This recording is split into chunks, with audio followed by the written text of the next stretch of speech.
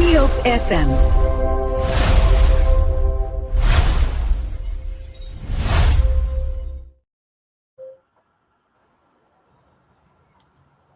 Alrighty. Well, live, gentlemen, once again, welcome back. Can you guys hear me? Clearly.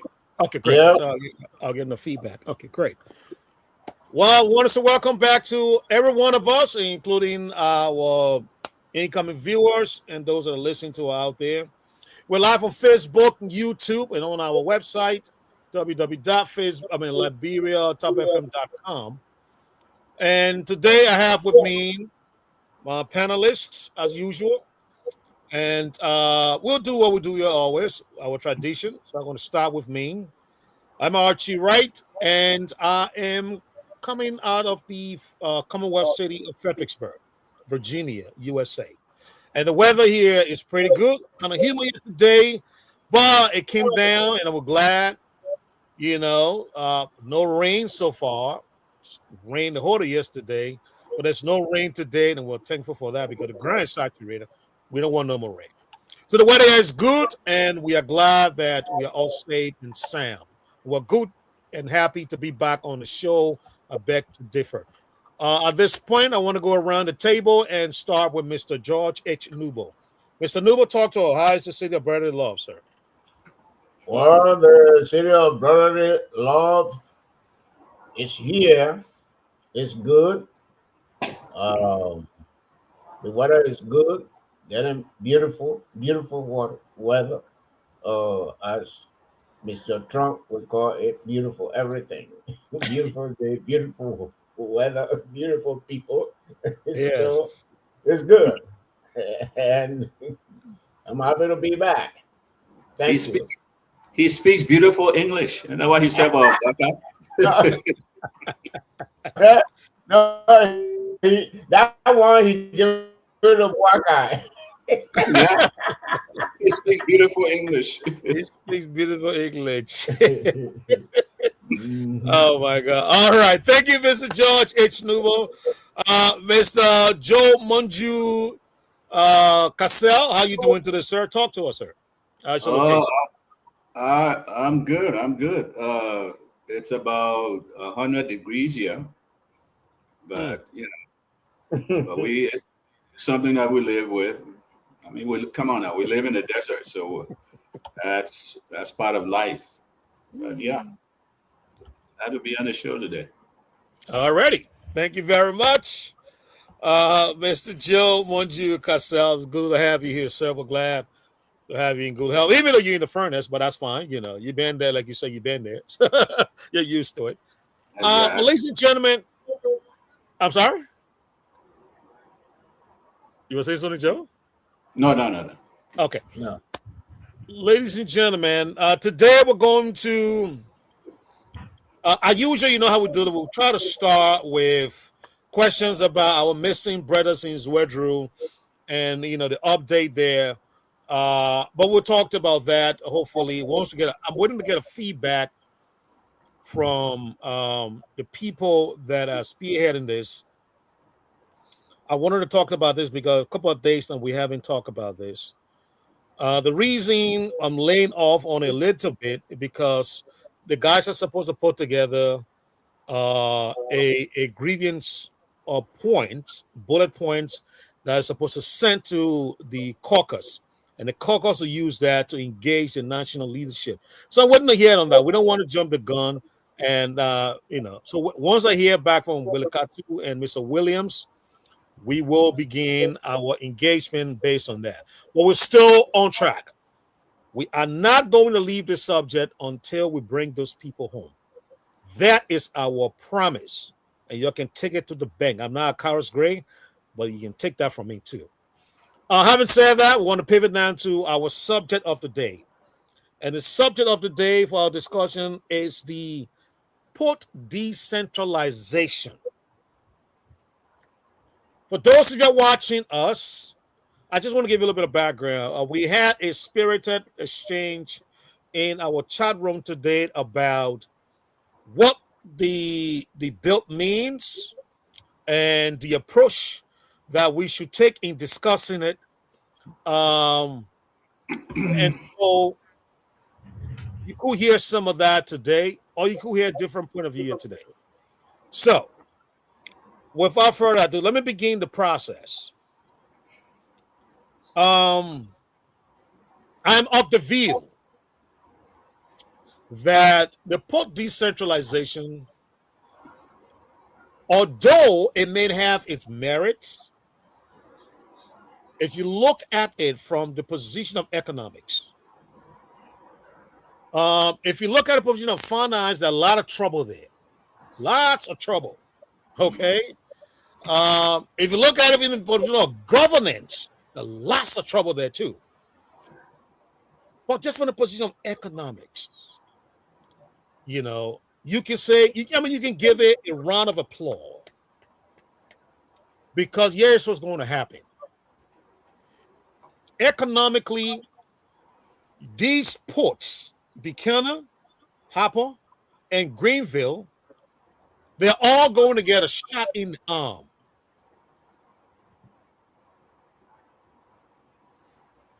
All right, gentlemen, I just got I've been told that we are live on the radio, but the computer is giving the studio problems, so they can't come. All right, we're live on air. That's okay. That's good. All right. So I will come into this from the position of economics. Now, I'm going to be very quick. Economically, this is going to spread. It's going to create jobs, which is what we want. It's going to create some high-paying jobs. Guess what? Because now they don't need Monrovia to give them the okay to engage with other businesses and other investors that want to use the Port of Buchanan as a sole point of export to the rest of the world. So they can go to any business out there and say, hey, man, look, we are the management of Port of Buchanan. We are semi-autonomous. You can come to and deal with us directly. You don't need to deal with Monrovia. There's no longer that bureaucracy anymore. You're dealing with just one person, not one governance structure. So come and deal with us. And when they do that, that opens up the economic activity. Now, as far as finance is concerned, I am not too sure about that because it is murky. We don't know where the money is going to go. Who is going to be receiving the money? And who is going to set these prices?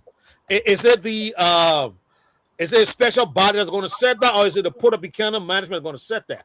We don't know that yet. We don't know that. Governance. Who did they report to? Did they still report to somebody out there that governs all the ports around Liberia, or do they report directly to the executive mansion, or do they report directly to the legislature? We don't know that. But I think, from my point of view, now this is the contentious point I'm going at.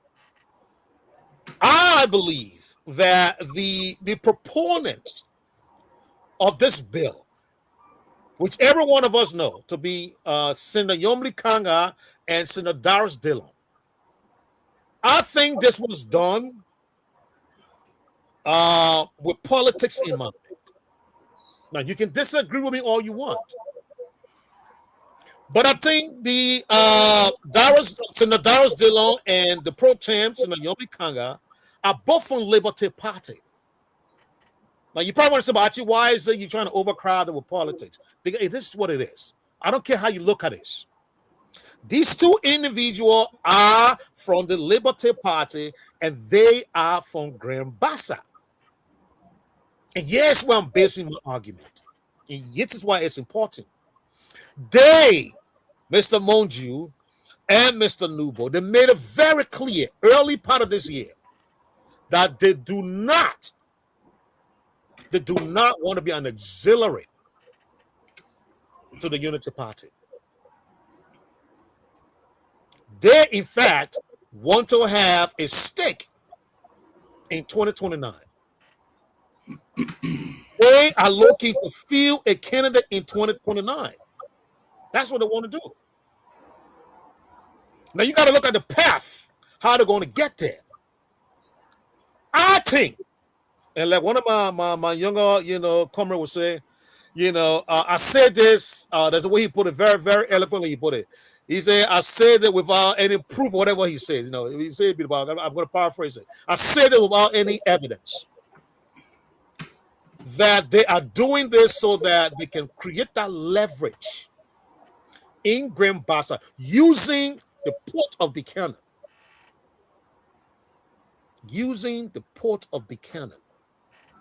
because once the port of Buchanan becomes the highest employer in Grand Bassa, they can claim that they were the architects of that happening.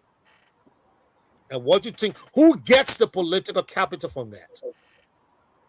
It is Madam Yombli Kanga and Mr. Darius Dillon.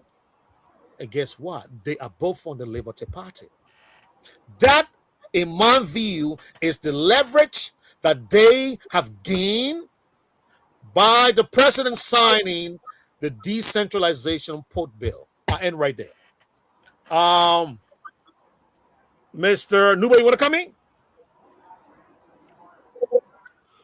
Well, I'm following the discussion, so let's go to Mr. Monju. All right, Mr. Monju. Yeah. Well, like you yourself, Mr. Wright, admitted that you don't have any evidence with regards to Mr. Dillon and Ms. Kanga's political designs. You came up with that. You assume that that's why they're doing it.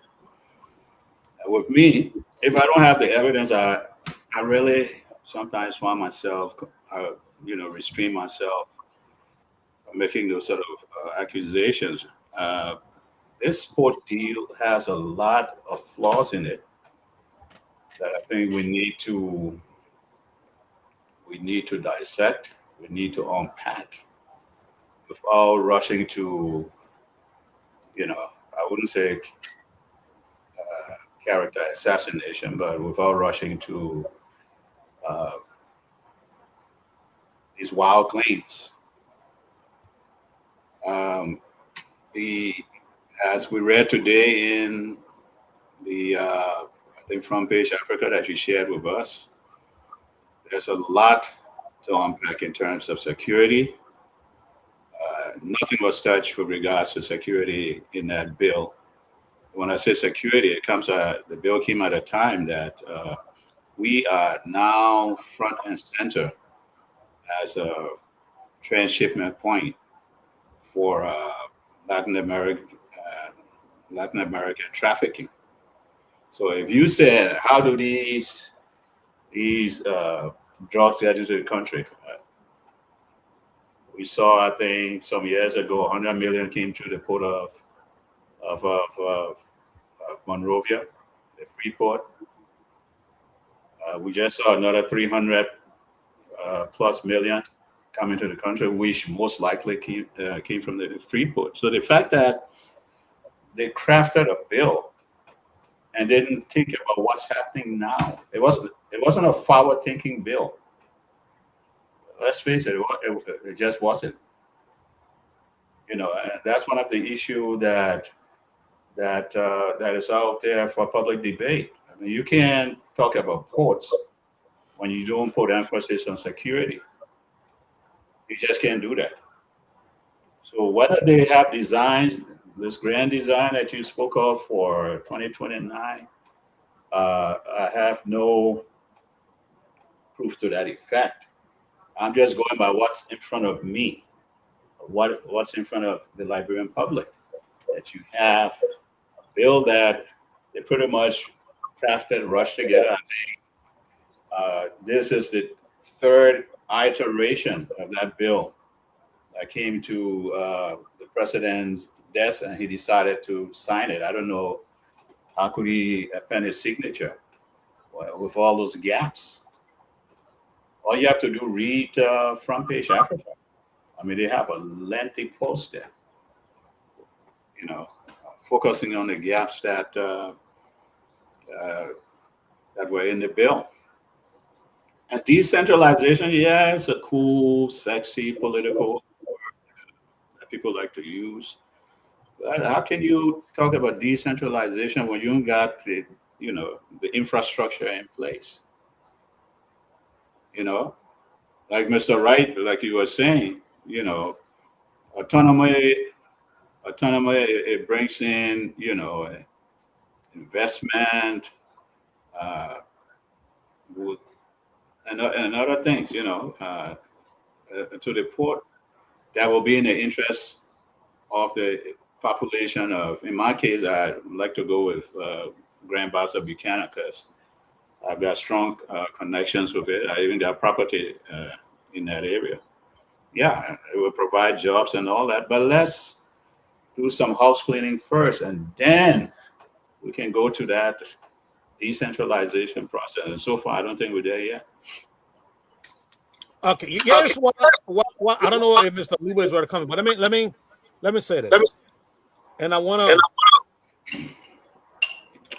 to pick up on your last point. Something that I know from business school. No idea. Let me share muting. Okay. All right. Okay, good. Yeah, so no idea is 100%.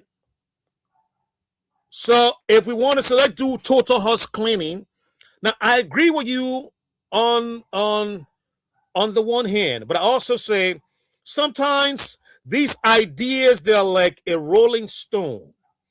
You got to put it in motion. And as you put it in motion, you try to experience some of the rough, edges and some of the hurdles that you come across. You stop, you smooth the ground in front of the rock, and then it continues to roll on. However, I agree with you because we don't have the institutions. We cannot boast of any one of our institutions right now. And so I can see where you're coming from. But like the saying goes, you gotta start in order for you to move. And you can sit down and say, I want to move. You gotta start walking. And then gradually as you walk, you pick up the pace. But then you learn as you move on. These are how things are. No law that is written out there or legislation comes up perfect.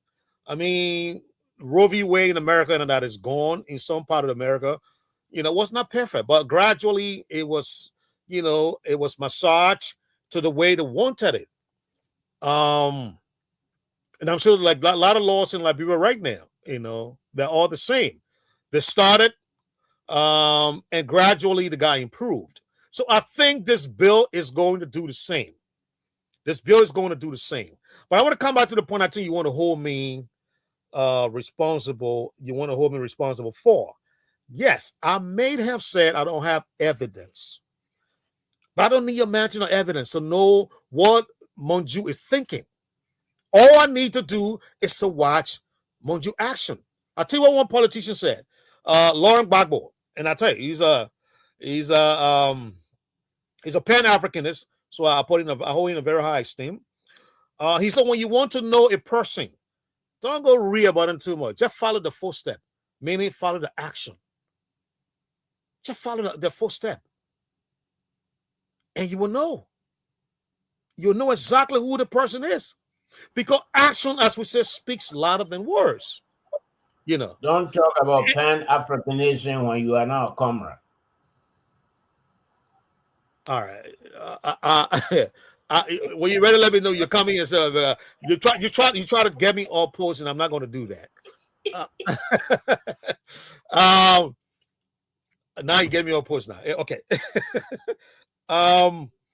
Yeah. So I don't need a mountain of proof, among you, to know what the pro tem Yomli Kanga and Mr. Darius Dillon are up to for me to come to this conclusion, because they made it very clear.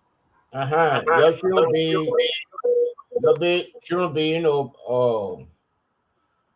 acting like I'm not here. Yes, I'm here. And actually, I'm on your side. Even though Mr. Cassette and Mr. Famula, if you don't want names calling, in here.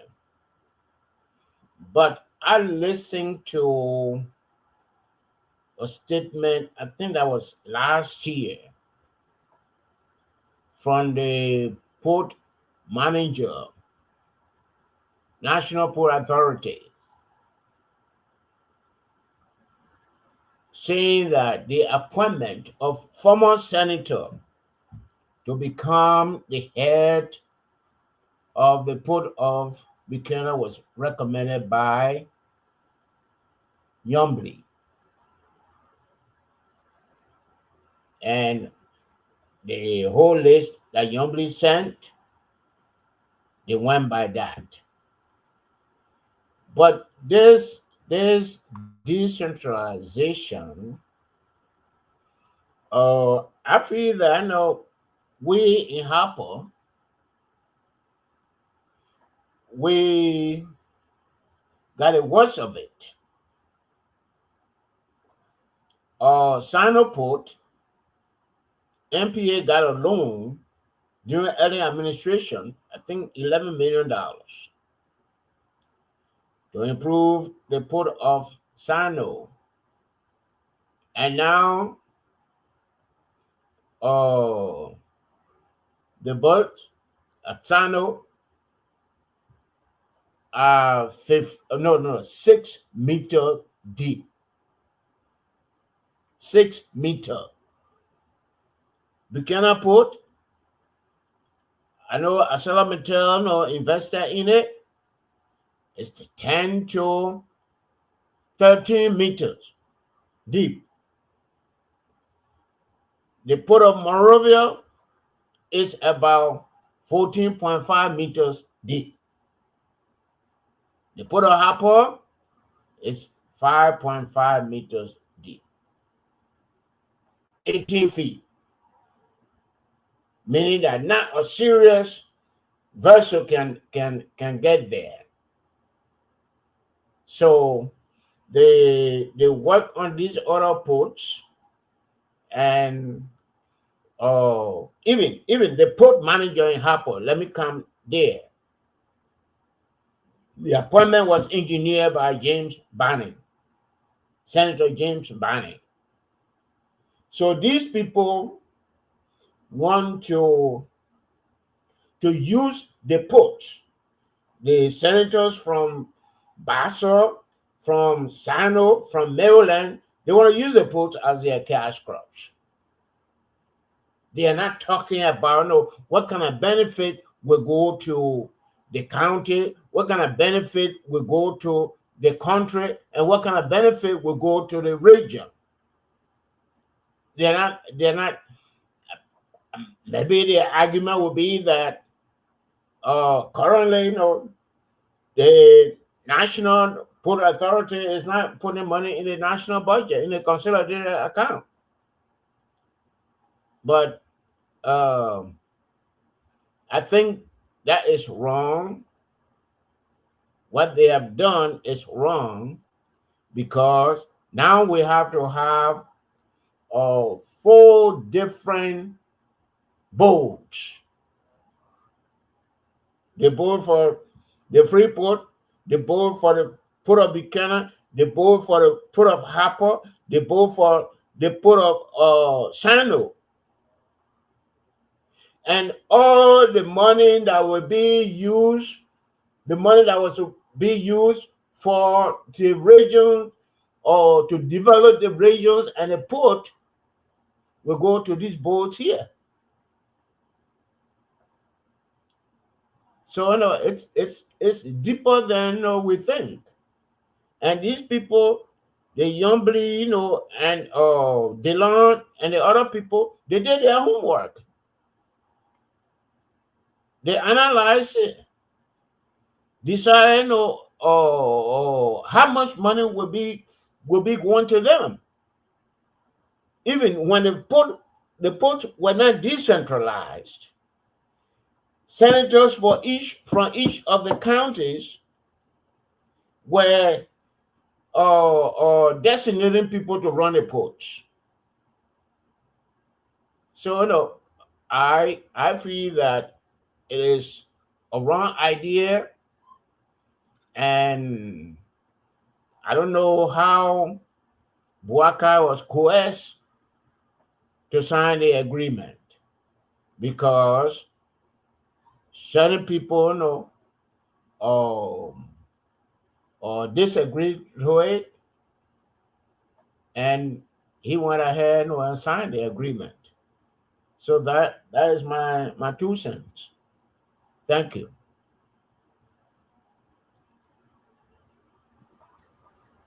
All right. Thank you. Monju? Yeah. Let me just say something quick. Say the bill also didn't lend much clarity to revenue sharing, say between Buchanan and the central government. That needs, far greater clarity. If Buchanan becomes financially autonomous, what percentage of port revenue remains in Grand Bassa County? What percentage goes to the National Treasury? And how much funds port maintenance, stuff like port maintenance? Who pays for, the national maritime security, custom infrastructure, and of course, regulatory oversight? The bill didn't answer all that. It really didn't. So there must be, a transparent statutory revenue sharing formula. So that bill still needs to be taken apart, and all these gaps that you, Mr. Wright, from Page Africa, Mr. Nubo, address. It really needs to. So right now, it's a patch bill, and that's what I see. It needs to be again recalled, and those issues of revenue sharing, the issues of national security, because like we all agree, it's mission critical that is addressed, especially since we're now front and center as part of this war on drugs. So right? Yeah. So I want us to look at the aspect of one of the contagious of this bill that I think the House of Representatives have ignored. Yeah, Mr. Okay, thank you, Mr. Moji. And the president, the executive mansion themselves have ignored. That is the revenue side of this bill.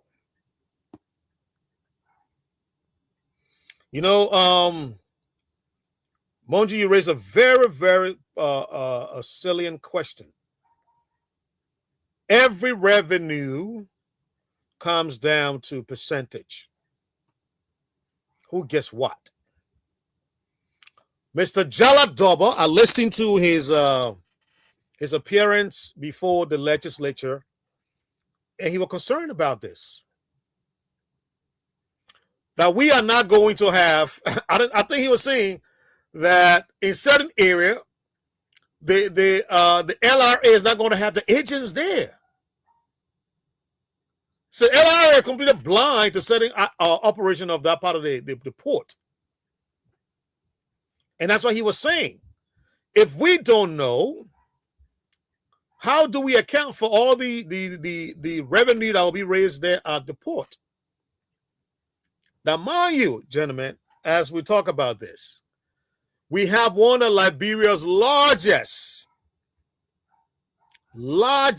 taxpayer operating at the Port of Buchanan, Metal Steel.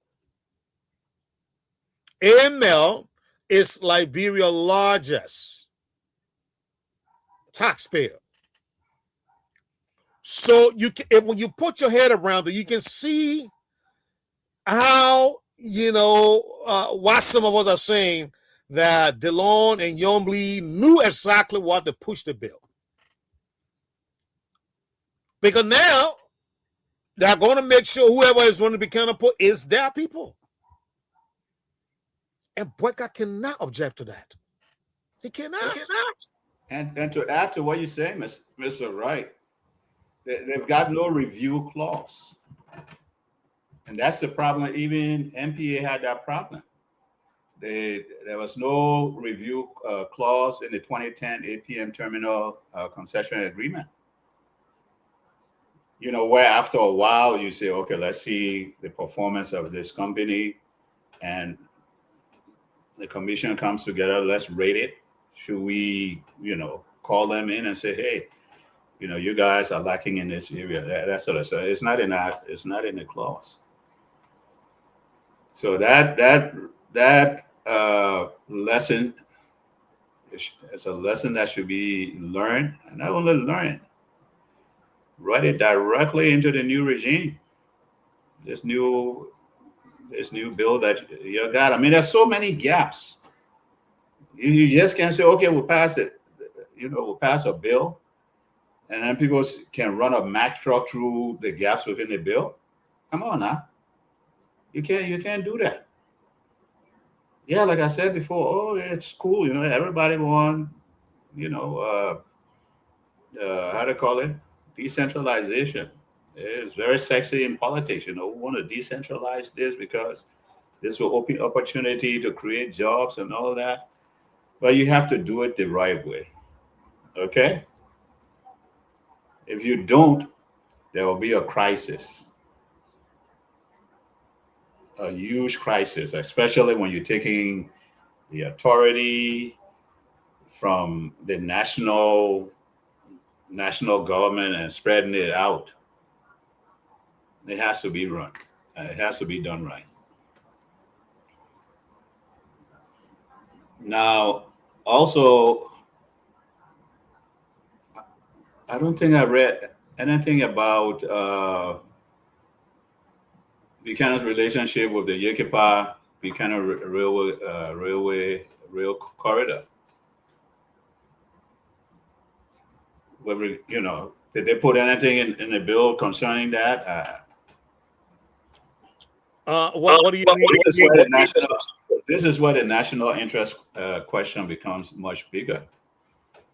Buchanan is, as we all know, it's the export gateway for Liberia's important multi-user rail corridor. Yes. We have agreements, including ArcelorMittal, and I think recently there was a company called Ivanhoe. Yeah, Ivanhoe. It's whatever it's called. It's Okay, so that has to do with moving mineral within Buchanan. So therefore, whoever controls Buchanan commercial terminal can potentially, influence one of the most important transport corridors in West Africa, because you got the Guinea iron ore coming through and all that. Did they take a step back and say, okay, let's look at this aspect? Those are all little things that need to be in that bill. Yeah. You just don't write a bill because, okay, what you're seeing now. You write a bill, you look also into the future, what the possibilities are within the future. That's how you do it. Mm-hmm. And these are all little chinks in the armor of that bill. Go ahead, Mr. Wright, I cut you off. I'm sorry. Oh, no. I just want to agree with you. And I even forgot the XPX, and go to the whole thing. And that is a very lucrative angle. I mean, we're talking multi-million of dollars. Yeah. I was surprised that I was surprised that Front Page Africa didn't include that aspect of it because they were so focused on other areas. I mean, like you said, there's so many flaws in the bill. Front Page Africa could capture, so much. There's just so many flaws in the bill. Why did President and let's look at this.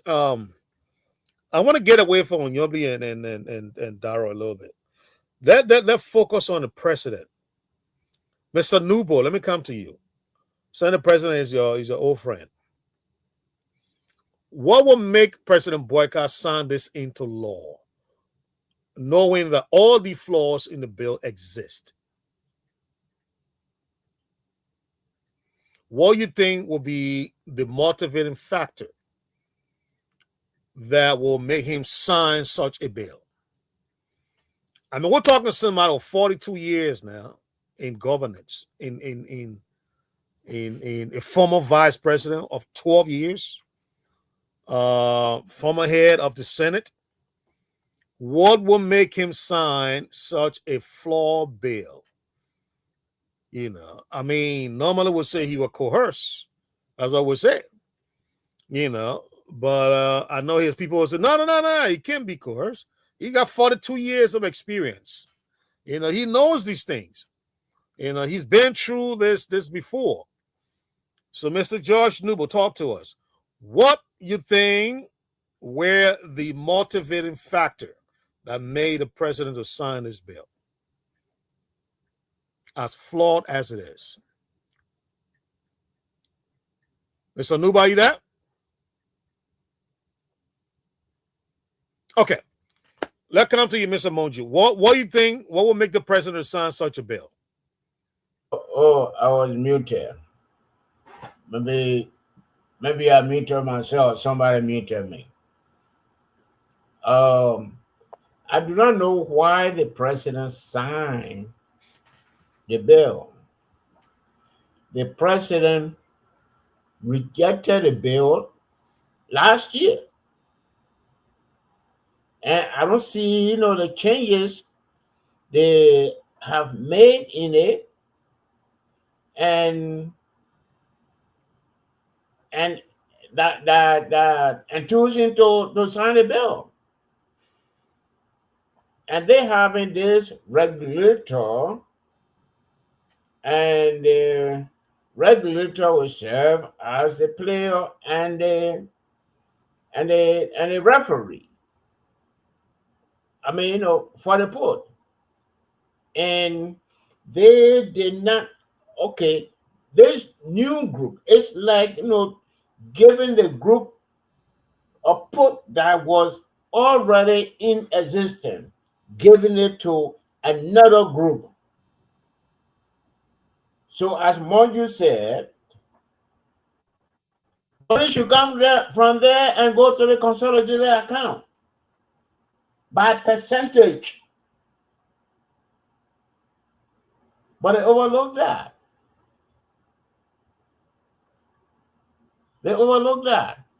So there are a lot of mistakes made. Okay, we're talking about Havana or agreement. Is Havana going to operate in concert with the authority or separate entities? And I've seen where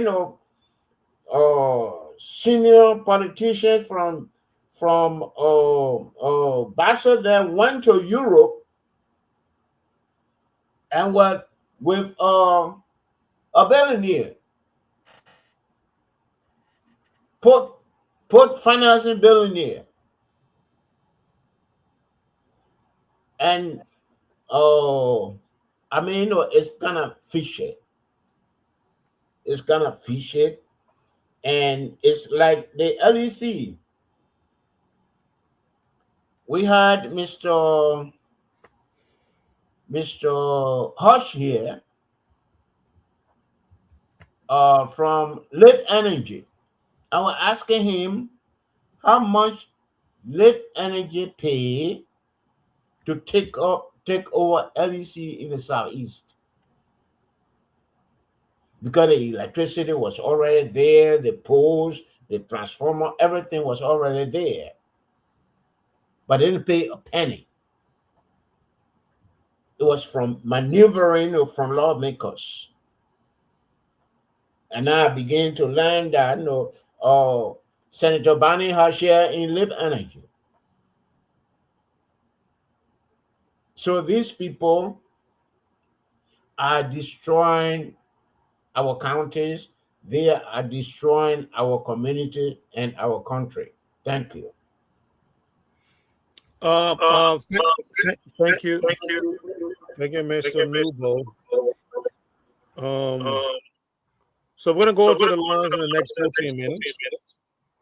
But I think this is serious, especially the issue of I know you guys call it Ivanhoe, but I call it Ivanhoe. It's serious. No way in this bill is capital. And I'm sure you guys know that we do have the real authority. Where does the real authority come from? There's interference from Mr. Murphy. Yeah. Okay. Okay. So I will be leaving you in 20 minutes. Okay. Where does Don't run away. Where does no, Mr. Moju is like 3 hours behind us now, so work time is coming closer. Where does the real authority comes in? Where? Let me just say something quick. Yeah, sure. Come here. Because what they're pretty much doing, they're dismantling a national authority, right? Yes. National authority first. And they say, okay, we'll figure out who owns the obligations after war. Because the port authority got assets, they got contracts, they got agreements, they got liabilities. So they'll even answer that portion of it as to, who's going to be dealing with these liabilities, the contracts, the agreements, and all that. I don't think they did. Mr. Monju, Those were some of the questions that President Walker needed to ask before appending his signature. Okay.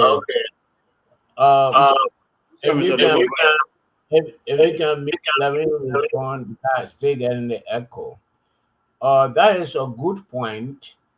Very good point. We had Ministry of Action, Development and Progress for Development and Progress, ADP from Tobo Time, and they had to go through a legislative process to dissolve that ministry. Even today at Public Works, there is no ADP, no deputy minister. So they are creating the National Port Authority. They should have addressed that first before coming to. I mean, I was in Liberia when Ellen named Shefflin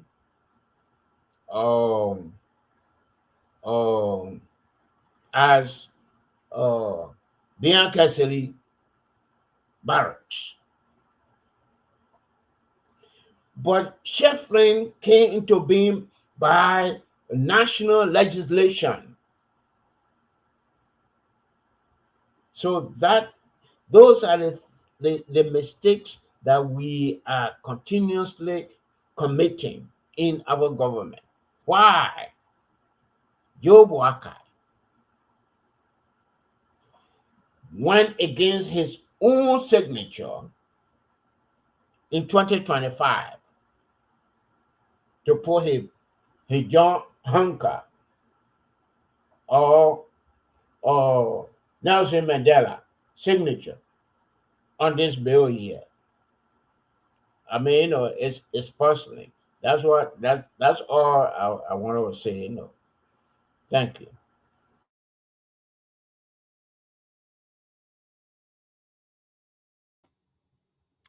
Mongiato, you're coming back in. But anyways, yes. That is the baffling part about it. Because everything, the Front-Page Africa thing addressed the LRA concern. I'm going up and down the article.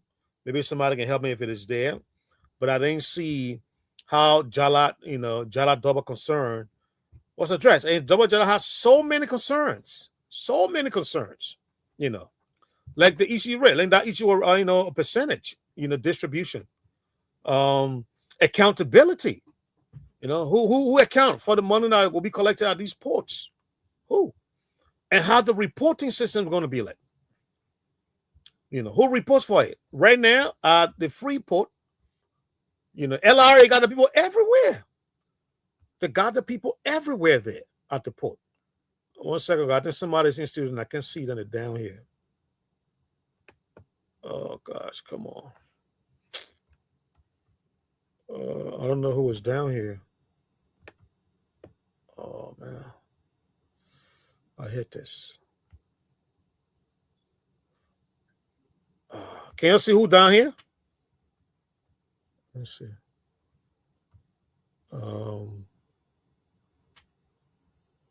I seen that somebody is there, but I can't. All right. Anyways, yeah, that's what the issue is. The reporting part about it is just this thing is driving me nuts. Y'all can see who down here? This is driving me nuts. I can't see that person. And I'm trying to maneuver this thing to be able to see the person.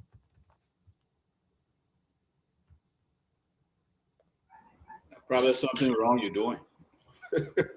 No, but I'm trying to expand this thing and oh yes, what? Anyways, but yeah, whoever is there, I'm sorry, I can't bring you in now. But that's what baffles me particularly. Because okay, there you go. Who is it? Oh, Mr. Nippy, there you go. Good. Thank you, Alex. Yes. So how do you account for that? How do you account for that? This is one of the major part of the legislation, the bill, and you didn't resolve that. Are you by the car? Okay, get my. Mr. Thank you. So how do you didn't account for that, and now you went and you signed this bill, and that's what I'm thinking. I'm telling you, joviously earlier, Mr. Monju. They probably get the old man, some nice fufu and soup, while he was celebrating with Pierre. And that got to his head. As soon as the man went by the Morovia, boom, he signed. Yeah. As soon as he got back to Morovia, he signed. And for me, it's mind-boggling. How do you do that? How do you do that? There's so many pieces of puzzle you're supposed to bring together. I don't see what to rush into this. Now you can see, Monju, what I was talking about here as far as Delon and Yombli Kanga are concerned in this bill. Because you can see them pushing hard for this. Because they want this. They want this year so that they can be able to use this as a leverage. I don't care what anybody say. That is my inference, and I stand by it. Okay. Let Mr. Monju say he was leaving. Or can one second. Mr. Lugo, one second. Okay. 1 second. Let me welcome Mr. Nippet, and then we'll come out of Mr. Modular to say something before you leave. Mr. Nippet, welcome, sir. How are you? Well, thank you so much. It's always good to be with our people. Even though I sent a message in the chat room this about what 4 o'clock this morning, I have a problem with my grandson. As I indicated, there were two going for the 26th, and they had a terrible accident. One of the girls, 21-year-old, her neck almost came out with the seat belt and her belly button. And the boy had surgery from here straight down. So about 11:30, he was crying so much, and we had to call 911. And I stayed there about 7:30, 8 o'clock. Yeah, I have to go back. But what concerns me most about Liberia, when we see troubling times are now and then they are ahead. And if we stop discussing all of these hiccups, political, economic, social, all of these various hiccups, the future will be unpleasant. Let me put it that way for those that are coming after us. And I read in the chat room what comes from Monju and Famulel with respect to the NPA. And if I should come in, let me do so that if I'm leaving anytime in 10 minutes or an hour, I think my people will have heard my words. Oh no, but let me hold you right there. Let me hold you, Mr. Nippet. That's why I stopped right there. I said I think they will have heard my voice, so I end up right there. Okay, good. Because once you were coming in, I wanted to introduce yourself up before you. So let's bring in Monju. Monju. Yeah, pretty much my closing statement is Liberia absolutely, we need better ports. But modernization and decentralization are not the same thing. We should modernize first around a strong national framework, clear regulation, transparent procurement, and public accountability. Now, if we decentralize authority faster than we build oversight, that's a problem. We may simply make future bad deals easier to sign and harder to undo. And like I said before, and I will repeat this, who assumes the NPA's existing contracts, liabilities, workforce obligations, and assets? And is the transition plan public and independently audited?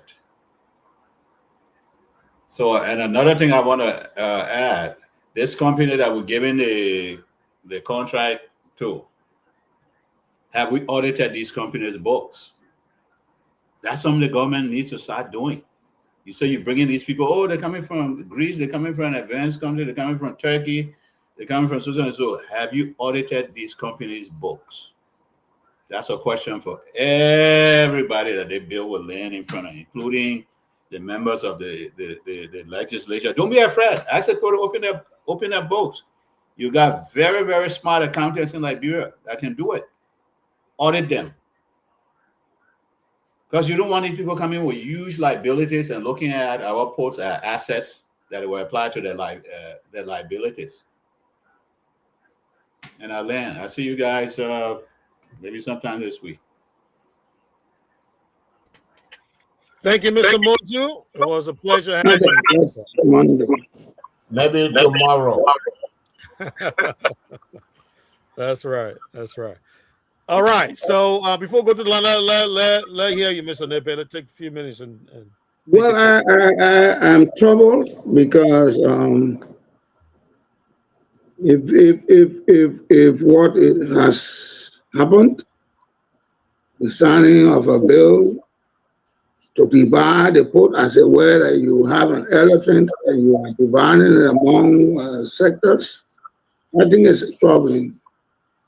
From the onset of this year's budget or last year's budget, uh, we have information that the National Port Authority did not contribute much to the national budget.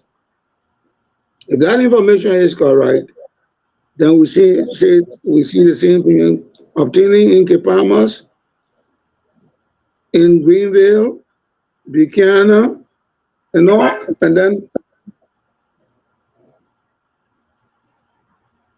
I'm out of garage, brought my car.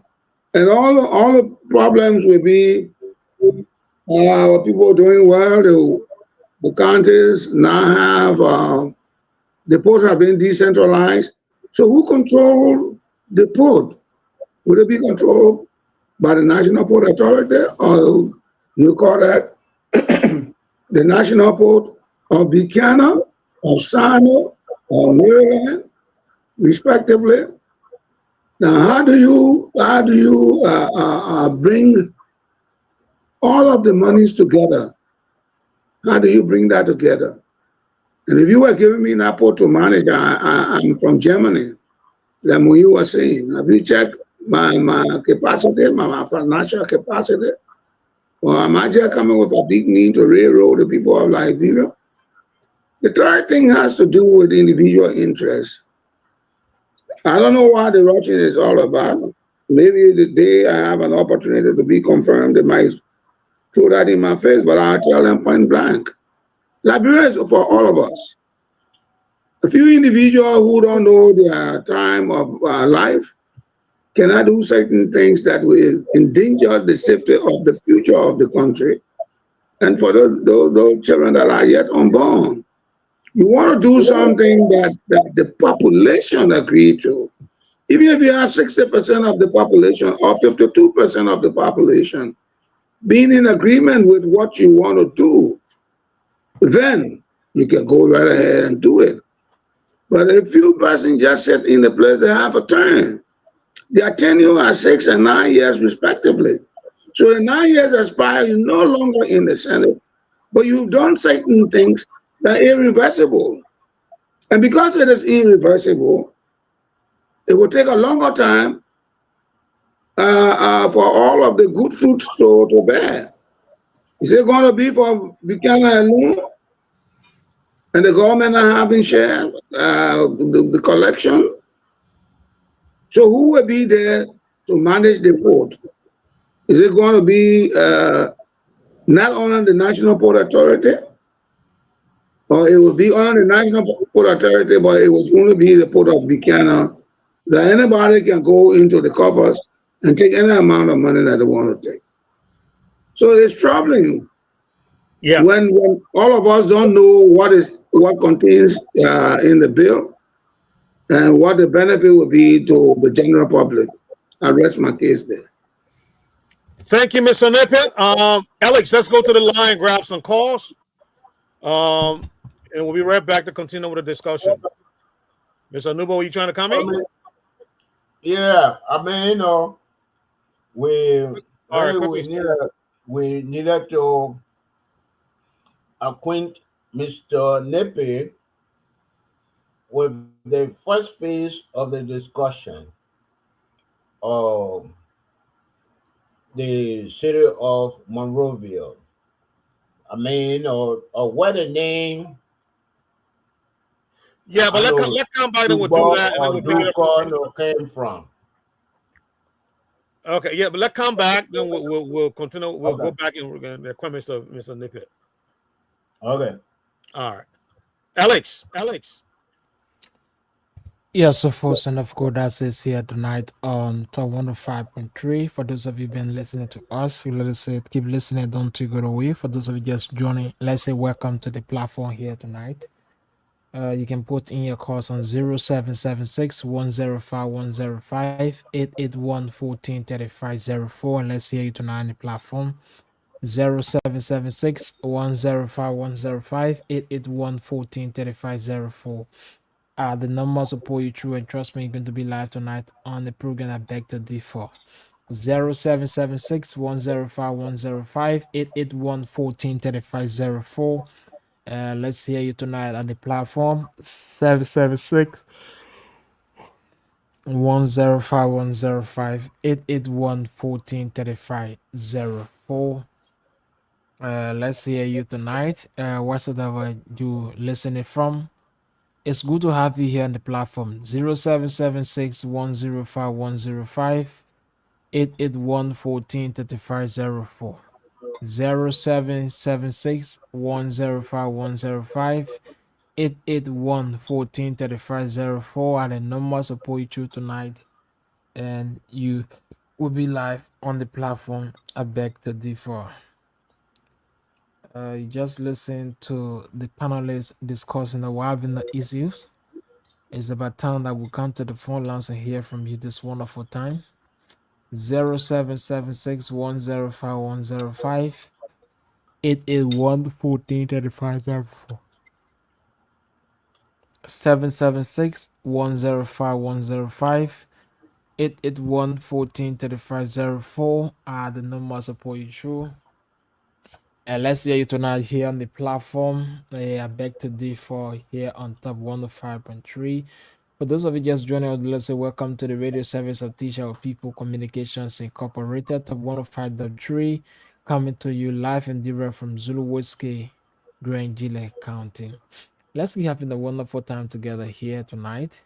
Just put in your calls on 776 105 105 881 3504, and you're going to be part of the platform.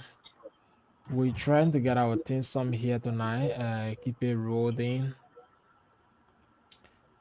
Don't know what is happening with this computer tonight.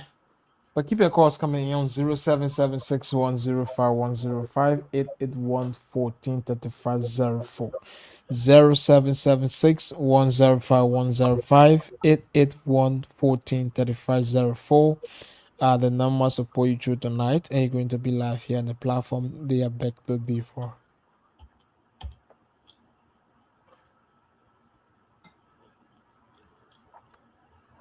Call on 0776 105105 881 1435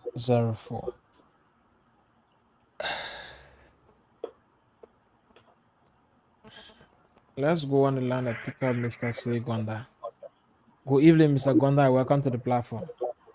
Yeah, mine has to do with the drugs issue. Okay. Where are we? That's my concern. That's the only question I want to know. Where are we?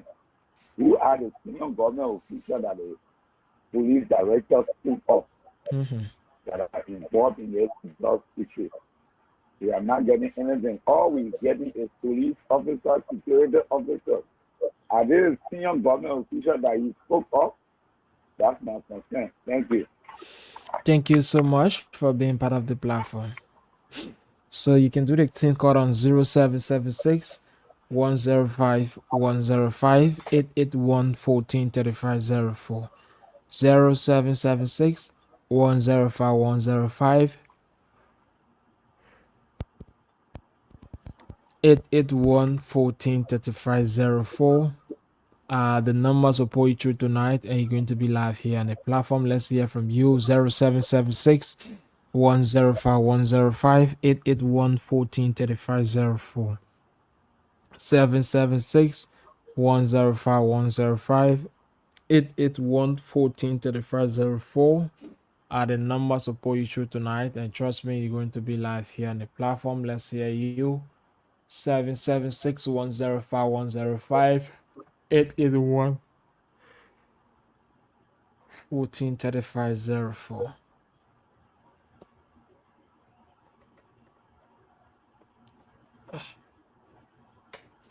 Keep your calls coming in tonight. Let's hear you here on the platform. 776 105 105 881 1435 0776 105 105 881 1435 are the numbers to call you through tonight.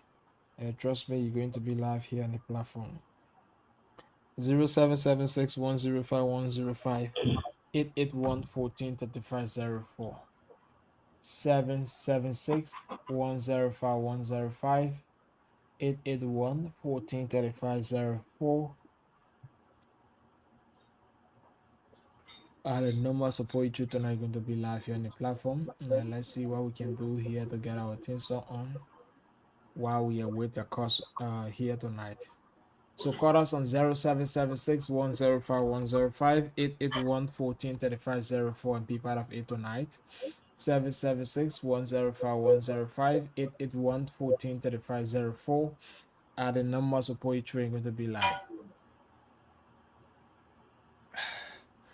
So I think you guys can continue. If any call coming in, I'm going to hit you all.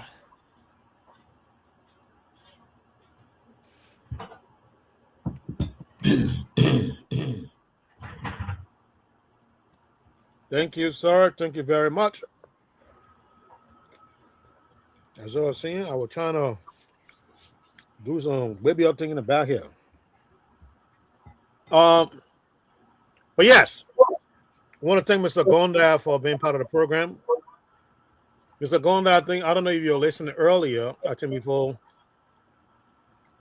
were probably live or not. That I said concerning the missing people. I'm waiting to hear about from IBEG2DIFFER and Samson Boso.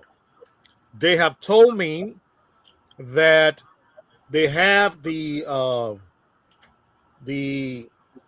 waiting. I'm sorry? The senator was coming to Grand Jail. Yeah, but the senator also how to call him? Senator Yaya Neemland has asked them to give a written concern. So they were doing that. They called me and they said, "Oh yeah, we already got it all written. We're reviewing it now. And we're supposed to submit it." Mm-hmm. And I said earlier on the show, we want to wait until that process is done.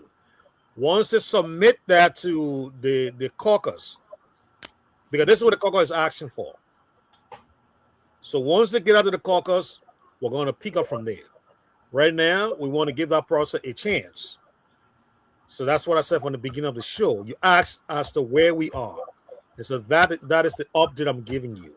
If there's any other thing that happened on the ground, the show don't know about it. We'll be glad if you guys can update us. I have not spoken to IBEG2DIFFER in quite some time now, and I've not spoken to Mr. Boza either. But I know the reason why we have not spoken because they told me about the process that we're going through, and I wanted to give them the time, and they too were working on that. And they got to give us space to do what they need to do, and so that's the reason why. So from our end, that is the update I'm giving you, Mr. Gonda.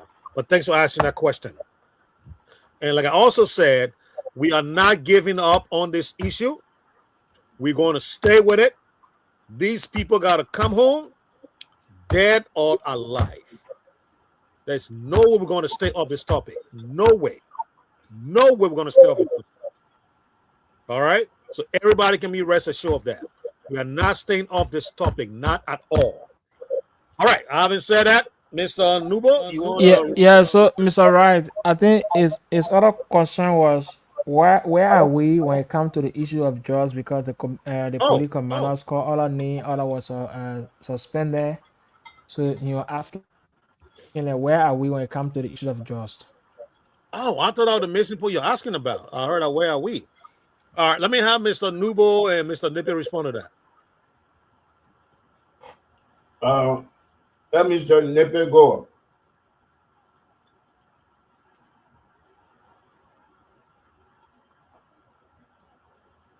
Mr. Nippy, are you there?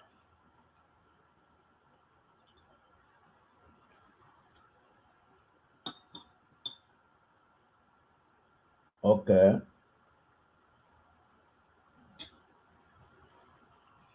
I guess But let me ask Alex. What did the police director say? I mean, the police guy said that prompted Mr. Gonda to ask that question. And who's the police director he's talking about? The one in the Zero detachment, or he talking about Coleman? In discussions about the RG, Gary Coleman, they call other names that are involved into the whole drug issues, and other people were suspended from their position. So you're like asking where are we with all of those names being called and up to present. So where are we? Oh, with the drug. Oh, with the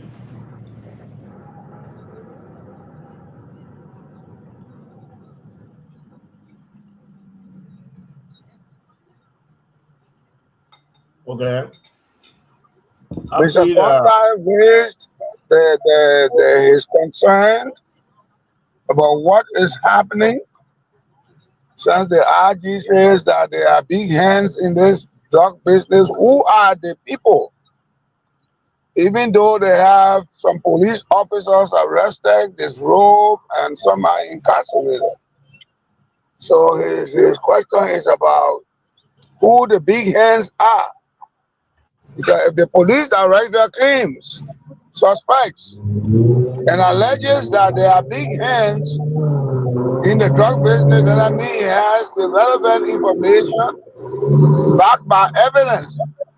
So that's what Mr. Gonda wants to know. And I cannot speak to that because I'm not privileged with that information. Except what we get on the radio or what we get in the and what we have on our chat. So the police director is under obligation to informing the public that John Doe, Peter Brown, James Morris are the bigger hands. So I don't know why he has not come up with the names. So that is Mr. Gonda's concern. So it's like what is on his mind. He would like to know the status of both the cocaine issues, 19 and the 300 million cocaine issue. I will stop right there.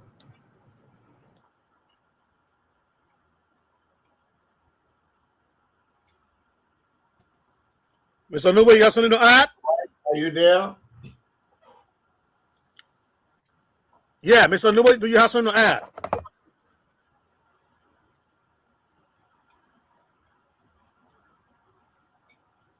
Oh God.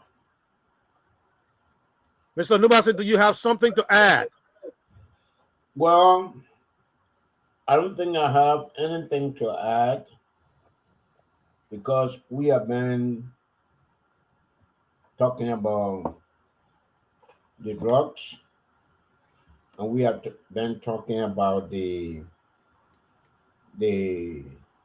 missing men from Zwedru. And we heard that the senator was to go to Zwedru and we're going to hear from them. And I think the trip was last week, and we have not heard anything. I might be, making a mistake. I don't know if it is the beginning of this week or the end of last week, but maybe tomorrow we need to get it back Katu and Mr. Bozo here, to give us an update.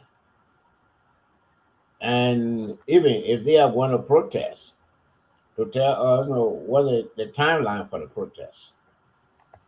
So that's what I have on my mind. I had some questions for Mr. Nippy, but concerning a different topic. So when I have that opportunity, I will ask the questions. Thank you. All right. Can you do us a favor? Can you brief Mr. Nippy on the first topic we have on the state of Monrovia, please? Okay. Honorable Nepe, we have there's a video. What we have is Representative District 6, Maserado County. Say he is a parliament. He's a I reverend. think Enos, called Enos. Yeah, Enos, yes. And he says that the original name for the city of Monrovia was Christopolis, the city of Christ. And then he does not understand why that name was changed to Monrovia when Monroe was a slave master. And that is his argument. And he wants us to go to the Christopolis name. And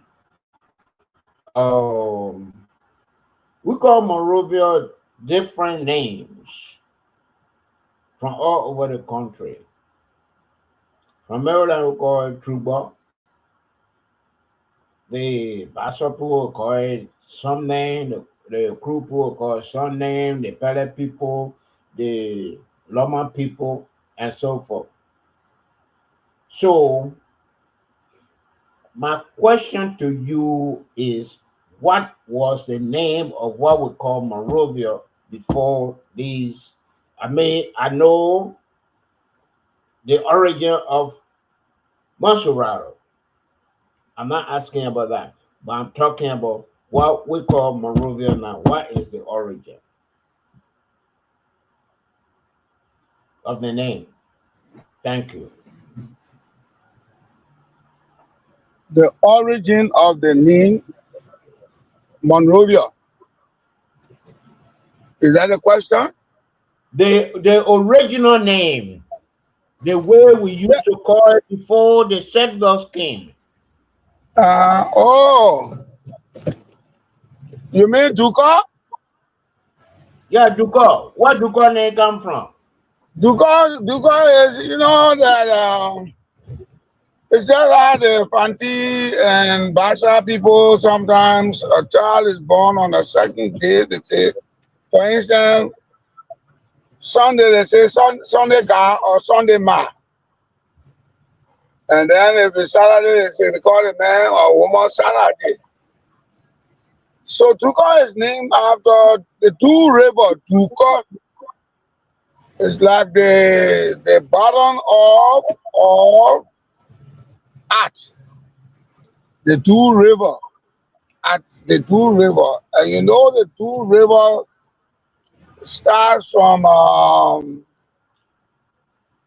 I think called Weld, and they go all the way to Firestone. Yes. It goes all the way to Firestone. So that's why those who were the day people, the day and the day Gola people decided to call the place Duka. The Crew people called it Truba, just like you. And then the Bassa people call it Duba. Duba. Both the butt of the, or you say the source of the river. That's why the Bassa people say Duba. So Crew people is synonymous to what the Crew and the river people call Monrovia as Truba. Truba, because of the same River. The same River. But let me interject. Please. Let me interject, Mr. Interjector.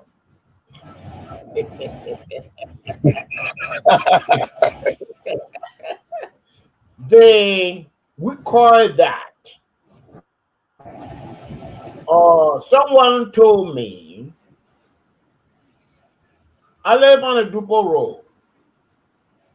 And I was asking this guy, older guy from the crowd group, I said, why they call this thing Dupo? He said, no, it's Dubo. It's a tributary, of the Du River. That's why they call it Dupo Road. The people, anglicize it, they call it Dupo, not Dubo. So, we are coming to the same point Right. that everything is related to Du River. Du River, So, yeah. so why we cannot go to Duco or Trubo? Let's say Duco is popular now. Why we cannot go to Duco and go and we instead we're going to triple police, I don't know, triple something. No, You're but going to I think so you know, and you talk I think about president. the representative the representative want to take us to 1822 when Okay, the pioneer came on the Elizabeth Mayflower. where you want to take us? He wants to take us to 1822 when I'm asking about you. uh, You don't know. what's your question?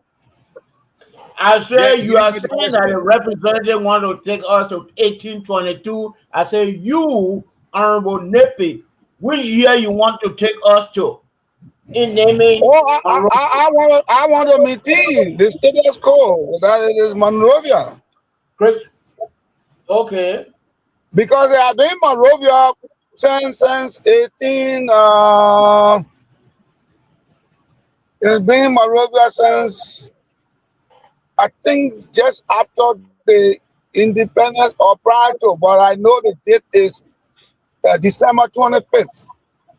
The Yeah. date is the date is December 25th, and it was when the pioneer they let the player call slip away, slip away. No, it's not slip away, it's slip away.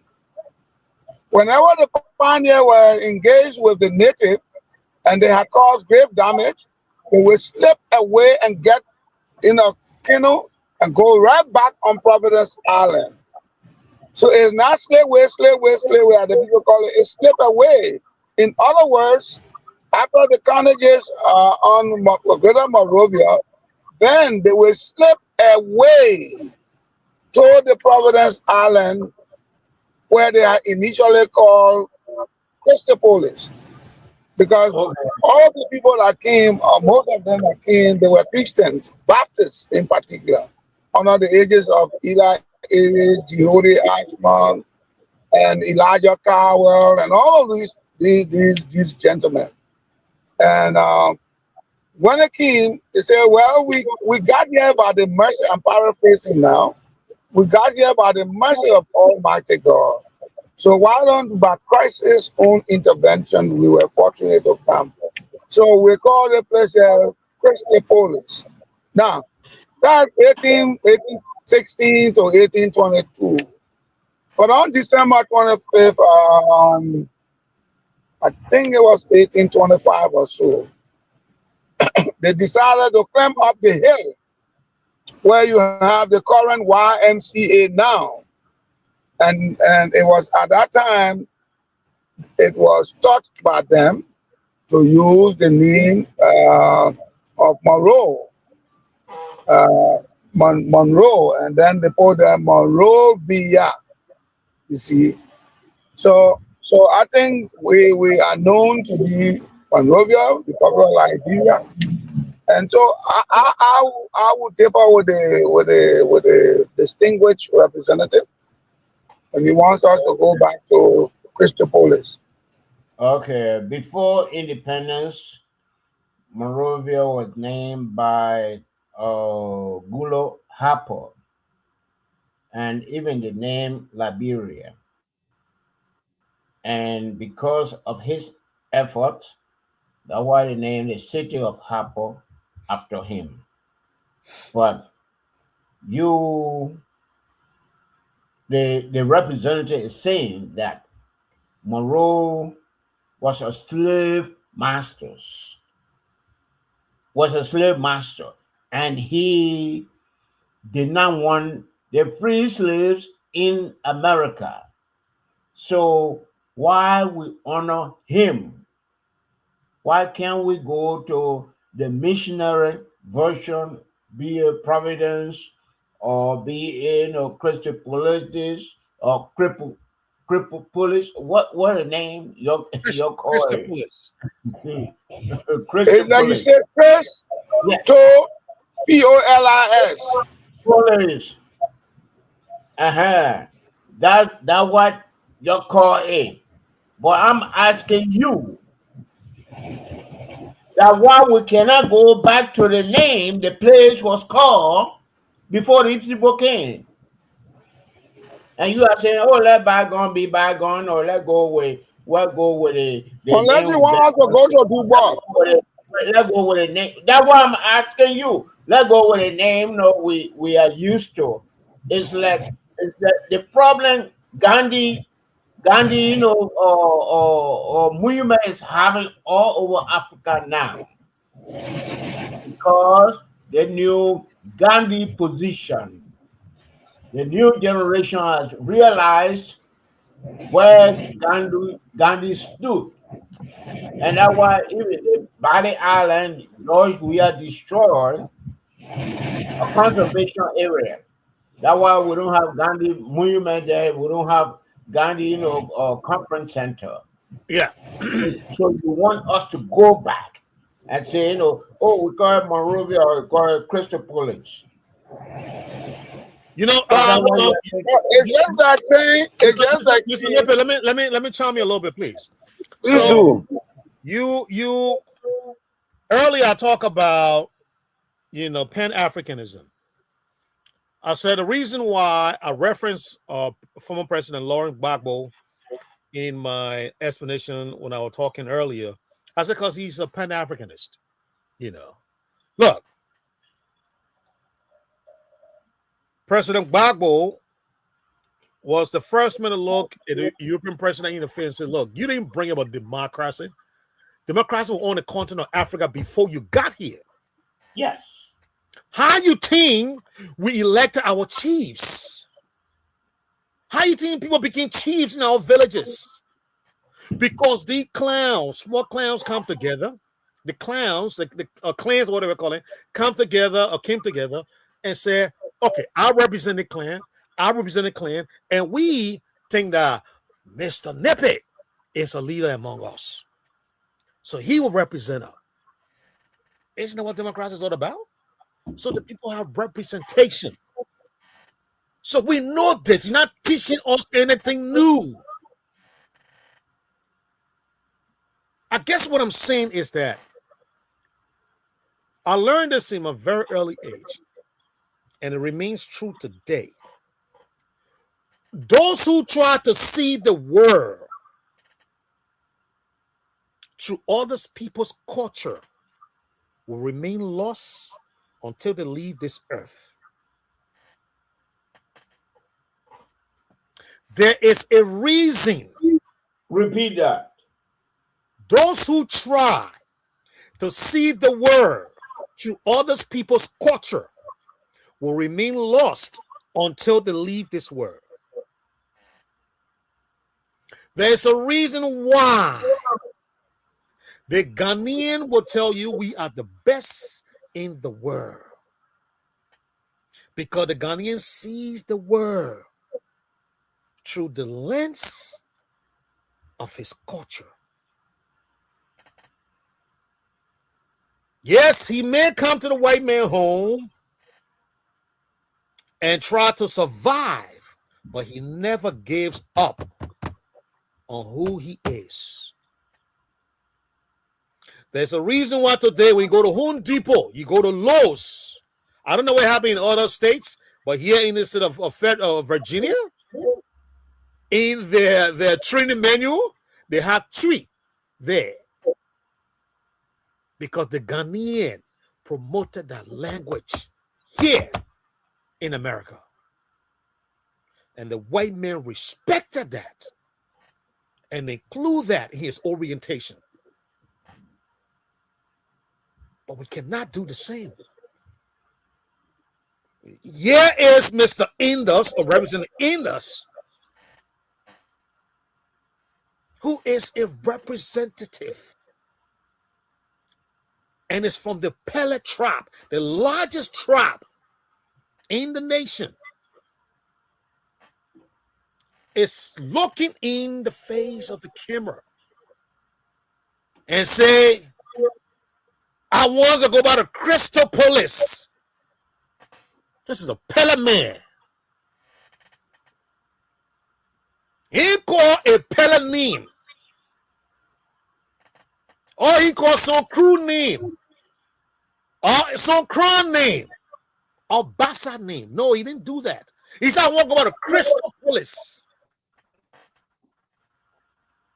Now that tells you where he stands. And that tells you the struggle that we are going through as a nation and a people. Even in this day, 2026, your representative talking about name change of the capital. He's not saying no, then name it, the traditional name. No, Truba or Trua. No, you're not asking that. He said, go about the Crystal Police. The Crystal Police, where in Pele you got Crystal Police? Where? Does the people from here, Huntai village, know where a Crystal Police is? These are things that we should be concerned about. Because it shows who we are, it defines who we are. We are lost. Tell me like we're in a wilderness. Still struggling to find ourselves. In 2026, Representative Indus comes up before camera and said, let's go back to Crystal Police. And he says it with so vigor. And he gave you a history about Moreau. And he justified why we should go by the Crystal Police. And he made nothing about it. When he said, I'm a Pele man, that's all he said in passing. I'm a Pele man. That's all he said. But that's enough for people like us to know. Because I never knew you were a Pele man. I never knew that. Until he said that. But that lets me know who he really is. He's a lost soul. He's lost. Absolutely lost. That's a revenue.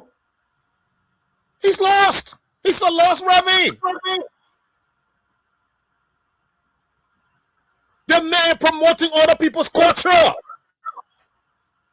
Not Hepele culture. Nothing of that sort. He promoting other people's culture. Mr. Nubo. That's for me.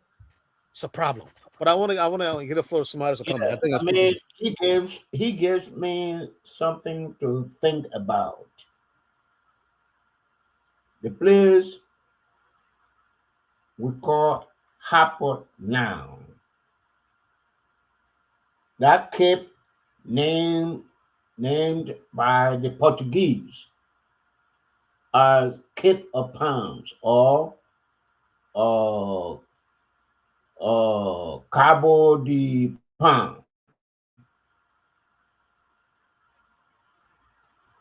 That cape is Benin. And the Grebo people that were living, that place was called Belelu. And when the settlers came, they drove the people from the cape and pushed them into the swamp. And they still keep that name Benelu. And because Gulo Hapo named Liberia and Monrovia, so they honor him by naming after Hapo after him. So there must be a push to bring Benelu back. Thank you.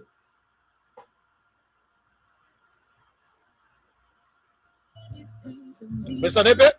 Well, I'll say that the representative has his own way of thinking, and Mr. Nubu interjected and said he's a reverend. So he wants to Christianize Monrovia, the capital city, and he gives his backing that Monroe was a slave master. Well, you see the same thing continuing up to this date. Liberia cannot go back to Christian police because we've been with their name here more than 100 and something. It's like me teaching my name to go to the jail and say, well, today my name will be Jube. Even though it's a warrior name, the one that is next to the Bodio. But I think I'm comfortable with carrying on my people's thought by naming me Christopher. So if I were to go back and say, okay, I don't want Christopher because it's an Anglo-Saxon name, or because they executed Jesus, because Christopher means Christ-like. So I'm not going to take it. The fact that these people came back home, they were African people. The fact that they decided to establish a place for themselves and work with the people that they met here, to me, serves a better thing. It's not that the people that they met here were not any better than they who came from the other side. They felt it was a wrong thing. The people wanted for them to leave, and they left from New York. That's where the first ship left in 1816. I'm not a historian. That's why I'm happy that we'll be calling my classmate, Dr. Carl Patrick Boros. He will tell us why we cannot go back. We should not go back to Christopolis and maintain this name called Dubois. Because Dubois is after the river Du, the Du River, the bottom of Du. That's what they mean, Dubois. And that's why they had the shortest building in Liberia on a hill called Ducal Palace, which, because it's both on a hill, people will think it's the tallest building, but it is the shortest building. If you bought it on a flat plain, Ducal will be the shortest building in Liberia. So when you have a history, there might be tangible reasons why you want to destroy that history. Like Archie said that in Fairfax, they got Tree-speaking people there, or so.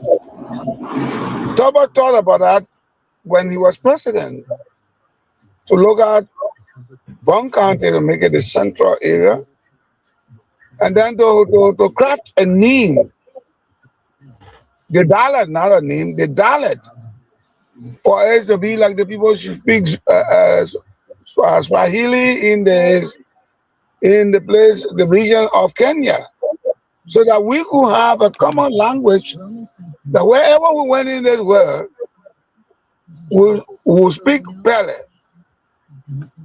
But Liberians are like crab in the basket. We are like crab in the basket.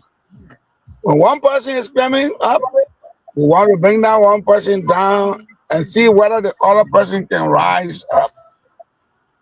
But people go up according to time.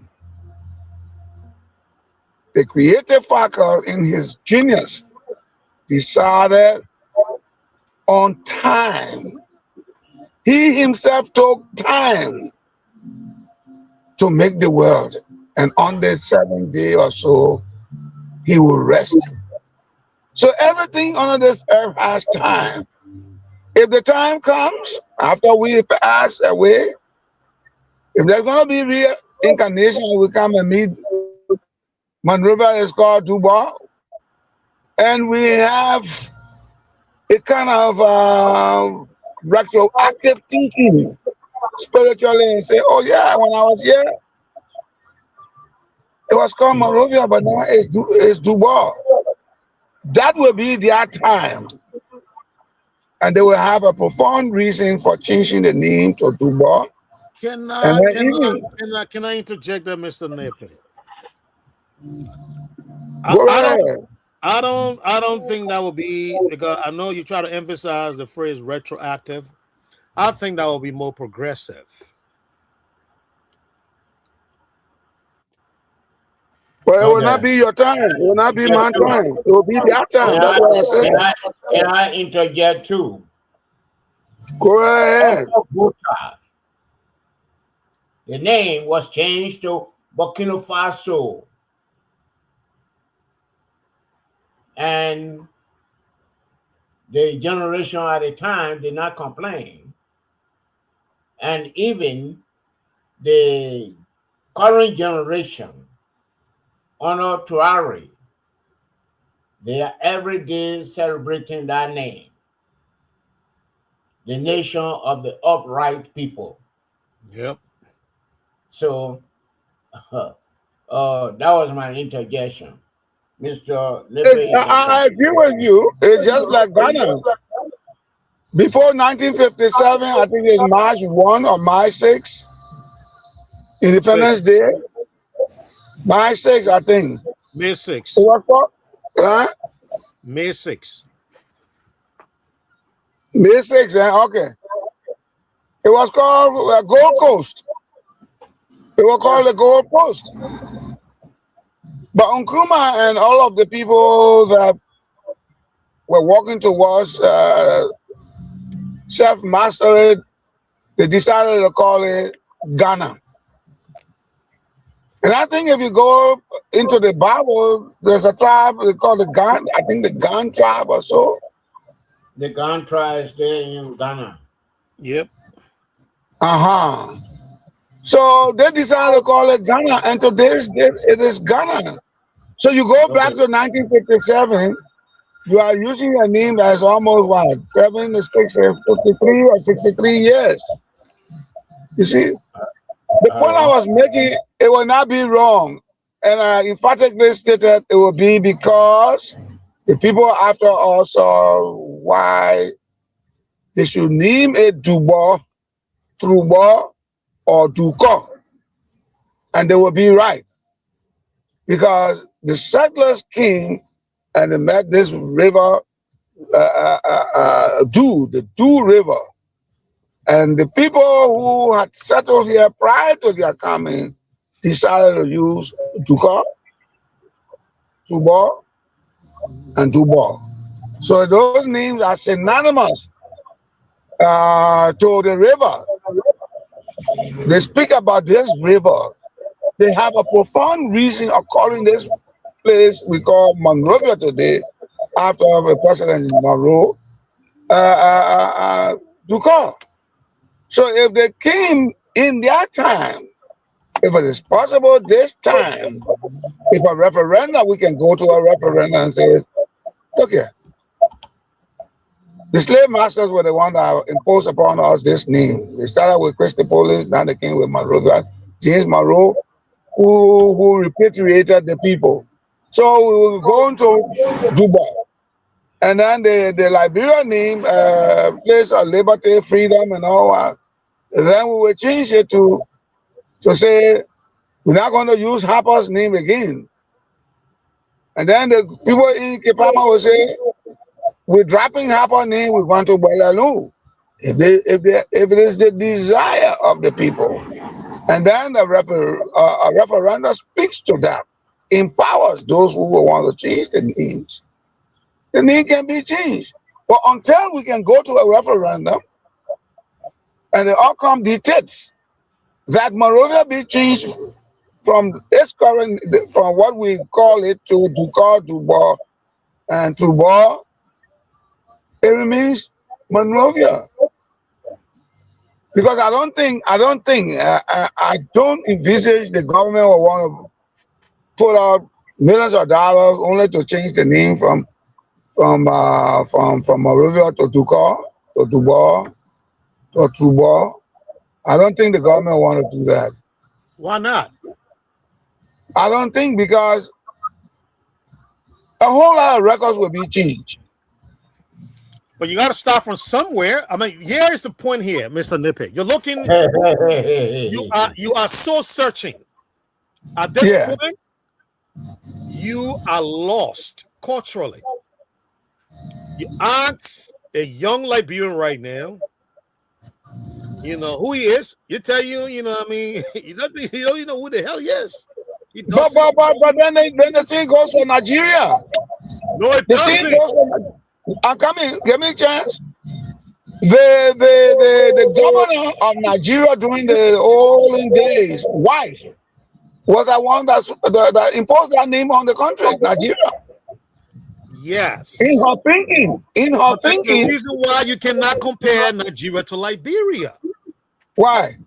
Because the Nigerians are grounded in the terms of what? They're grounded in the culture. Oh, we are also grounded in our culture. I'm sorry? We are also grounded in our culture. No, you're not. Why you say so?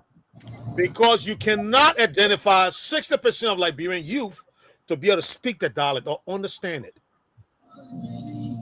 That cannot be applied to Nigeria. Nigeria across the board. But if I went to each of the county,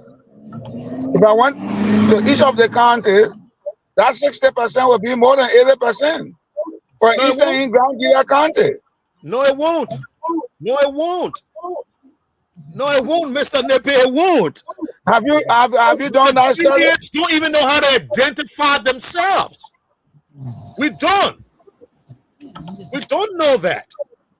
And it is even more terrible with the generation that was born during the war. They are completely lost. So what do we do? That's what we're trying to say. Mr. Representative Indos should not be talking about Crystal Police. He should be talking about Trubois. Because when Monrovia becomes Trubois, and you got young people knowing that they live in Trubois, that self-awareness, Mr. Nepe, it begins to creep in their psyche. A brief interjection. Sure. You have 3 tribes. The day Goya say Duka. The Bassa people say Dubois. The Crew and Grego people say Trubois. There'll be a fight. No, because you're gonna get the whole of Southeast say Trubois or Dubois. The Crown said Trubois. Yeah. Okay. And the Bassa people said Dubois. It's the same. I agree, but I said that earlier. Right. And then the day Gola say Duka. And to make them more profound, they have Duka Palace. They don't have Trubois Palace. They don't have Du Palace. They have Duka. But I don't think that will become a point of disagreement, though. So, in other words, you will want for if it were to be changed, then it will be called Duka. I mean, even if it's called Duka, it still applies to my understanding of Dubois. It's Dubois. It's the same thing. Okay, usually the pronunciation is different. That's all. But we're saying the same thing. I agree. At least we know then that it represents who we are as a people. So And basically, the logic in your reason for thinking is that because James Monroe was instrumental in pushing us, pushing the black people from the United States. Is that the only reason? no, that's not my reason at all. My So qualm why here, do everything from Monrovia? is with representing the Inder or Indus, who is a sitting representative and is advocating for name change of our nation's capital But and should it be changed? being a Pele man. He is not calling for a Pele name nor any other traditional name. Instead, he's calling for a name that is completely outside of our culture. That Being a parliament and a pastor. But The then same he's Bible, breaking the the DNA same clearly. Bible, the same Bible they brought to deceive our people. That's the same Bible this parliament is still using. That's the same Bible. Say we should go back. We in Christ town or Christ city. We should leave this Monroe name out. But Monroe and Christianity, they are the same. Right. They came and told us, no Christian came and told us, black man will be a slave. Always slave. What should your white man stuff? And that's the same thing Monroe did. And even when we look at this, it's like our people were not investigative, because the Masurado River is not a tributary of Do River. Do River runs into Farmington and then enter the Atlantic Ocean. And the headwaters from go to Masurado Lagoon, Stoughton Creek, the Atlantic Ocean. But our people felt that no, they were the same. And we can still go with what it felt at that time. It doesn't matter if that same river or if that is not a tributary of that river. We should not argue it here. The Bible that this Enos mount is using, I don't know that Eno or Endos. Enders, yeah. Eno and speak like that. Because Eno was a real holy man.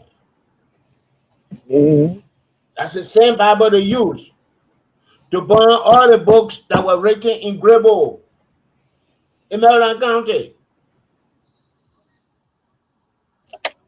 The only place you can find the books that are Episcopal Theological Seminary in Virginia or the University of Virginia. That's the Bible they use now. So I don't want for some Reverend Enders, I don't know him. I mean, when I was in Bond County, I knew one Victor Enders. Maybe that Victor no son here. I don't know him, but no. People should stop confusing our people. We should be I like here that to point very much, Mr. Nubu. We should be here to educate our people. not to confuse them. Very Not well. to dangle the Bible in their faces and fool them as it was done in the past. I rest my case. Alrighty, Maybe you gentlemen. want to be another living spoon. All right, gentlemen. The time is 8 o'clock, and we'll give each other at least 3 minutes to close. Let me go first. Thank you all so much. I mean, the weather there is kind of both. I think over Liberia now the weather is terrible. Got a call from I think Claudia too that the weather there is not it's not good. As usual. So yeah, okay. Anyway, I say that. Yes, but oh my god. Okay. Yeah. Don't you ever say that, right? No, I didn't hear what you said at all. Oh. Anyway, so well, we got to be dealing with these kind of interferences, and going forward. But I really appreciate, we all coming on and providing our thoughts. Our people depend on this. I think today I'm giving one short story. Now we'll close on it. My brother, in the chat room, he like, man, Matt, I'm not been following the show. I mean, you guys are doing very well. Keep it up. I share the show. I said, hold on, Dex, you follow the show? He said, yeah, I follow the show. He said, your show called I Beg to Differ. I said, yes. I said, wow. Well, thank you. And this guy, the guy who doesn't, yeah, I know you follow the show, right? I said, Dex, but thank you, today. I really appreciate you doing that in the chat room. Like you said, you share the show, you comment, and I do appreciate that. All we ask, please share and comment and like as well. Because it helps the algorithm, the Facebook algorithm, to be able to promote the show even more. That's all we ask of our people. So we thank you all for being part of the show tonight. And we look forward to be back here tomorrow at same time, same place. Mr. Nuba? Yeah, thank you. Thank you very much. It was a beautiful show. And I talked with the new superintendent of Maryland County. We need him on the show. In discussion with him to get him on this show. And he and myself would discuss, how during those hours we can get the people of Maryland to listen to it. Yep. When we finalize that, I will send his coordinates to the host. For us to get connected to him. And the issue we discussed tonight, I feel that it's not issue for only people of Masurado County. It's issue for the people of the entire nation, people of Liberia. We need to do research and find out where we came from. Everything should not be one-sided. Where we celebrate this side and leave the other side undone. There were people when these people went there, even when the Portuguese named the place Monserrado. It was Mount, Monte. And then the Rado is like something that has jagged ends, like a saw-like cape. Where the name Cape Monserrado comes from. And maybe we should have called it capital city Monserrado. Some we didn't do it. That was the original name now of the cape. Some we did not go to it. We have to go to the traditional name of the cape. and not any kind of I don't work with my borough complaints, so I don't like borough names. I rest my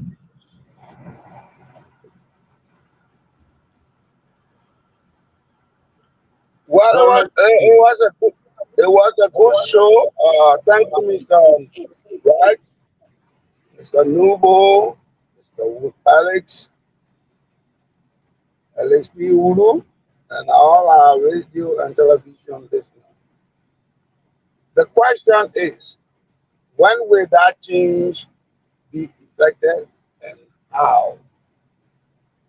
And then how much will it cost us? So when I say us, it is our taxes that the government is using. And whether there will be a political will for that, for those funds to be expended. But it is a good idea because each of us on the set has a traditional name. Achi is Bakon, and you are Mr. Nubo, I'm Nipe. So each of us has a traditional name. Whether the prefix, the principal comes before the Nipe, that's another matter. It is good for people to know where they are, why they are there, and when they came there. So I'll encourage Archie, Mr. Wright, so please try to call Mr. Morris. Just sent me a short message. So let's call him on the show. I'll call you He tomorrow. he has a vast knowledge in history. He will tell us about how the people got to the name to go, where it derived from, but I know it is the bottom of the river or so forth. So I want to say thank you to every one of you. And I look forward to tomorrow, God's willing, teaching on my sons, my grandsons' status. Because he's in recovery now. They had to go back last night to do small work on the area. So it's been a pleasure. Good night to everyone. All right, gentlemen. Thank you so much, and we keep you and your family in our thoughts and prayer, Mr. Nippet. Godspeed. See you guys. Alex, take it away.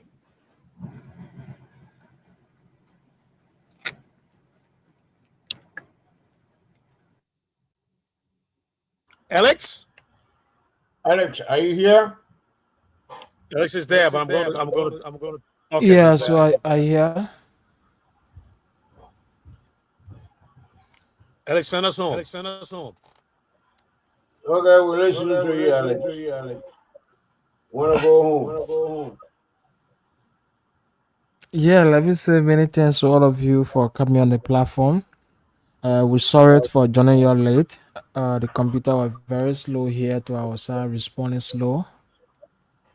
So that's the reason we joined you guys late. But in the meantime, while I was still trying to reboot the computer, I also connect my phone, playing it from YouTube, and it was also live on the radio. But hi, everyone. Tomorrow we're going to be back on the show. I appreciate every one of you for coming and educating our people every day and night. So thanks for all of you. My name is Alexander Dwegulu, and thanks to those of you who've been listening to us through our Facebook page, YouTube, the online radio. We appreciate every one of you for joining us here. At this point, we take a break to be right back tomorrow, same time, same station. Alrighty. Good night, gentlemen. See ya. Thank you. Good night to everyone. Good night.